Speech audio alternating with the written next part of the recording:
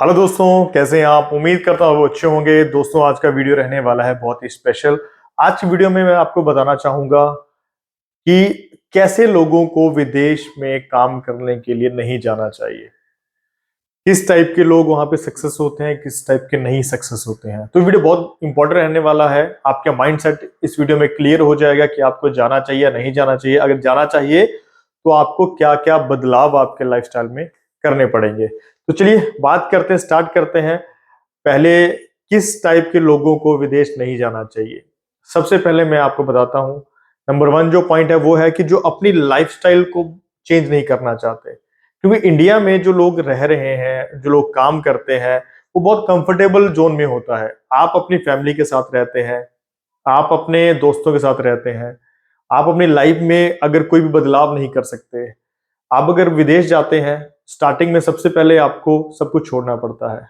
India को छोड़ के आपकी पुरानी जिंदगी की जो रूटीन चली हुई होती है वो सब आपको छोड़नी पड़ती है। आपका एक कंफर्टेबल एनवायरनमेंट होता है, उस एनवायरनमेंट को आपको छोड़ना पड़ता है। विदेश में काम करते वक्त आपको ये सारी चीजें नहीं मिलती है, वहां पे कंफर्ट नहीं मिलता है। वहां पे आपको वहां की कल्चर, वहां के लोगों से मिलना होता है, उनके हिसाब से काम करना होता है। जो कि इंडिया में रह के आपको अपना ही कल्चर मिलता है, अपने ही लोग होते हैं, तो आपके लिए इजी रहता है। तो अगर आप डिफरेंट कल्चर में काम करने से आपको लगता है कि आपको प्रॉब्लम है, तो आपको विदेश में नहीं जाना चाहिए। ठीक है।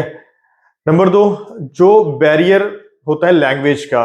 कई लोगों को बड़ा मुश्किल लगता है कि यार मुझे तो हिंदी आती है, मैं इंग्लिश नहीं सीख सकता, मैं अरेबिक नहीं सीख सकता, मैं रोमानियन या यूरोपियन लैंग्वेज नहीं सीख सकता। उन लोगों को भी जो है थोड़ा अपना माइंडसेट चेंज करना होगा। देखिए, मुश्किल कुछ नहीं होता है। यहाँ पे आपका, अगर आप हिंदी हैं, आप आपको सिर्फ 10वीं पास हो, 12वीं पास हो, 8वीं पास हो, या फिर कोई एजुकेशन नहीं है, फिर भी लैंग्वेज सीखने के लिए आपको बहुत ज्यादा दिक्कत नहीं होनी चाहिए। क्योंकि जब आप वहां पे 1 साल 6 महीने या 2 साल काम करेंगे तो बेसिक्स आप सीख सकते हो। आप में चाह होनी चाहिए सीखने की कि ये चीज मैंने सीखनी है, ये चीज मैंने करनी है। अगर आप उस चीज को लेके पॉजिटिव वे में चलते हो तो डेफिनेटली आप एटलीस्ट 10 से 20% लैंग्वेज तो 6 महीने में सीख जाओगे। और जाने से पहले, सपोज आपका वीजा आ गया है, जाने से पहले आप कोशिश कीजिए कि आप इंडिया में ही बेसिक्स पढ़ लीजिए। जैसे 1 2 3 क्या होता है, हाउ आर यू क्या होता है, करेंसी कौन सी है, ये चीजें इंडिया से ही आप पढ़ के जाएं तो आपके लिए वहां पे थोड़ा सा बेसिक कम्युनिकेशन के लिए आसान हो जाता है।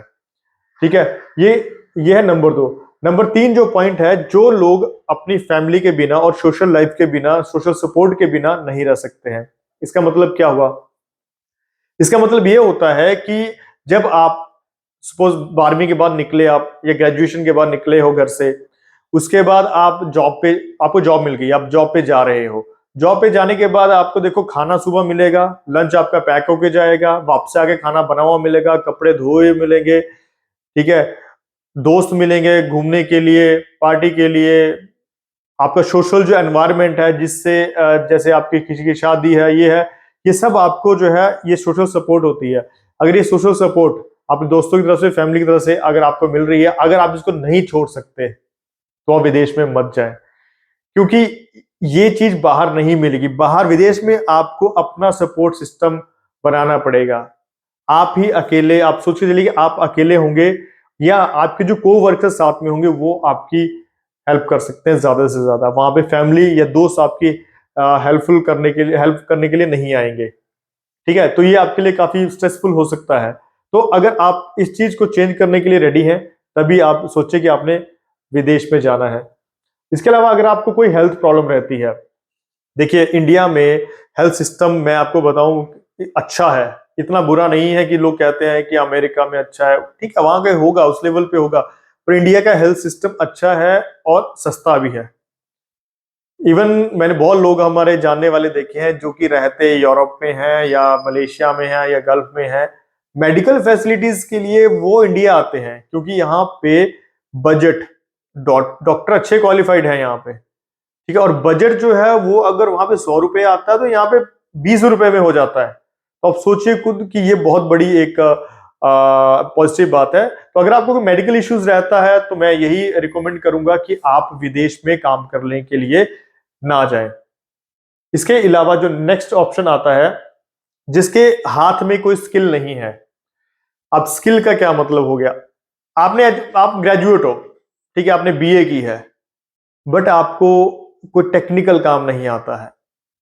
अगर आप एक ग्रेजुएट हो, आपको कोई टेक्निकल काम क्या होता है, सपोज आप आईटी इंजीनियर बन गए, सिविल इंजीनियर बन गए, ठीक है, कोई इंजीनियर नहीं बन सकता, किसी और कैटेगरी में आ जाते हैं, जैसे इलेक्ट्रिशियन हो गया, प्लम्बर हो गया, कारपेंटर हो गया, ये कैटेगरी, या शेफ हो गया, हॉस्पिटैलिटी मैनेजमेंट वाले हो गया, वेटर हो गया, कुक हो गया, ये कैटेगरीज आ गई सर थोड़ी स्किल में।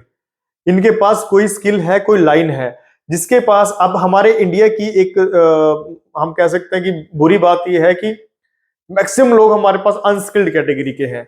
यहाँ पे स्किल नहीं सिखाई जाती। मैं मानता हूं 12वीं के बाद तो सीधे स्किल में भेज देना चाहिए, चाहे आईटीआई कर ले, सिंपल ग्रेजुएशन से बेटर है कि आईटीआई कर ले। ठीक है, ग्रेजुएशन करो, मैं ये नहीं कहता एजुकेशन ना लो, एजुकेशन करो, साथ साथ में कोई स्किल का कोर्स साथ में करो।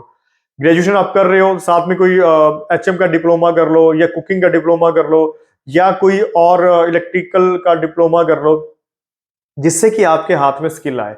अब बाहर फॉरेनर जो है वो स्किल की ही वैल्यू करते हैं, जितना बाहर जो है वो स्किल की वैल्यू है उतना कहीं नहीं है, क्योंकि वहां पे वो स्किल वालों को पैसा भी अच्छा खासा देते हैं। अब मैं एक बात करूं, जैसे क्रोएशिया हो गया, वहां पे कुक शेफ जो अच्छे कैटेगरी के इंटरनेशनल लेवल के शेफ हैं, उनको 2000, 3000, 4000, 5000 यूरो तक भी दे रहे हैं। बट वो चाहिए उनको उस लेवल की स्किल उनके अंदर, सबको नहीं देते हैं। ठीक है, तो जिसके पास स्किल है वो लोग जो है वो बाहर से जाके सक्सेस होते हैं। अनस्किल्ड कैटेगरी जो होती है वो हमेशा लेबर का ही काम करते हैं और लेबर ही रहते हैं। 100 में से 2-4 बंदे आगे बढ़ पाते हैं, बाकी तो लेबर ही रहेगी। तो मेरा यही कहना है कि आप अपने हाथ की स्किल को बढ़ाएं। आप कोशिश करें कि अगर आप 10वीं 12वीं पास हैं, ग्रेजुएट हैं, नॉर्मल आर्ट्स में ग्रेजुएट हैं, तो आप साथ में कुछ स्किल वाला कोर्स करें। ठीक है, बहुत वीडियोस आपको मिल जाएंगी कि कौन सा कोर्स करके फायदा है। ठीक है, इवन मोबाइल रिपेयरिंग ठीक हो गया, कंप्यूटर रिपेयरिंग हो गया, कंप्यूटर हार्डवेयर हो गया, बहुत चीजें आती हैं। स्किल बहुत लेवल की है, जिसमें आपका इंटरेस्ट है उसमें आप जा सकते हैं। इसके बाद नेक्स्ट पॉइंट आता है कि ऐसे लोग जो सोच रहे हैं कि मैं बाहर जाऊंगा, मैं इलीगल तरीके का काम करूंगा या मैं अनइथिकल टाइप का काम करूंगा। सपोज आप इंडिया में आप ऐसा कुछ कर रहे हैं, चल पड़ता है, बाहर अगर करेंगे तो वो आपके लिए बहुत ज्यादा मुश्किल और प्रॉब्लमेटिक होने वाला है। यहाँ पे तो लोग, सपोज आप गल्फ चले गए, दुबई चले गए, दुबई में जाके आप सोच रहे हो कि मैंने तो इलीगल काम, कुछ भी, कोई भी इलीगल काम, चोरी से लेके कुछ भी हो गया, तो वहां पे सीधे फांसी की सजा या बहुत तगड़ी वाली सजाएं होती हैं। तो अगर ऐसा कुछ काम आप सोच रहे हैं कि यार मैं यहाँ पे ऐसा करता हूँ, अनइथिकल काम, कोई हैकिंग कर लिया, कुछ कर लिया, तो वहां पे नहीं चलेगा। उस टाइप के लोग मत जाएं, क्योंकि कानूनी जो मुश्किलें होती है वहां पे वो बहुत ज्यादा टफ होता है। इंडिया में आपको सपोर्ट करने के लिए आपके 1000 लोग होंगे, वहां पे सपोर्ट करने के लिए गवर्नमेंट के अलावा कोई नहीं होता है।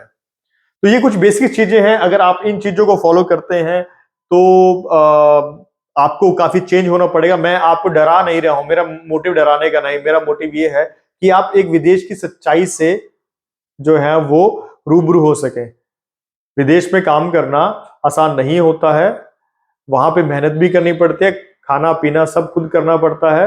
अगर आप इस चीज के लिए मेंटली प्रिपेयर्ड हैं तो आपको वहां पे सक्सेस होने से रोक भी कोई नहीं सकता। मेरा वीडियो बनाने का मकसद यही है, ताकि आपको पता चले कि बाहर की लाइफ कैसी होती है और आपको स्टेट ऑफ माइंड क्या रखना है।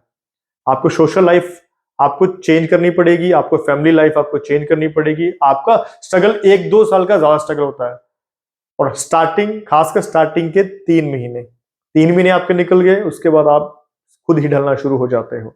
और जिसने 2 साल लगा लिए उसको पता है कि अब मेरी सैलरी अगर मेरी 100 रुपए थी तो मेरी 150 रुपए अगली बार मुझे सैलरी मिलेगी। तो ये चीजें होती हैं। तो ये था आज का वीडियो। होपफुली आपके लिए ये अंडरस्टैंडेबल होगा, आपको समझ आ गया होगा कि वीडियो बनाने का मकसद क्या है। अगर इस टाइप की वीडियोस और चाहिए हो तो आप कमेंट बॉक्स में लिख दीजिएगा, तो और टाइप के टॉपिक्स के ऊपर वीडियो से बनाते रहेंगे। तो मिलते हैं नेक्स्ट वीडियो में, तब तक के लिए बाय बाय, टेक केयर।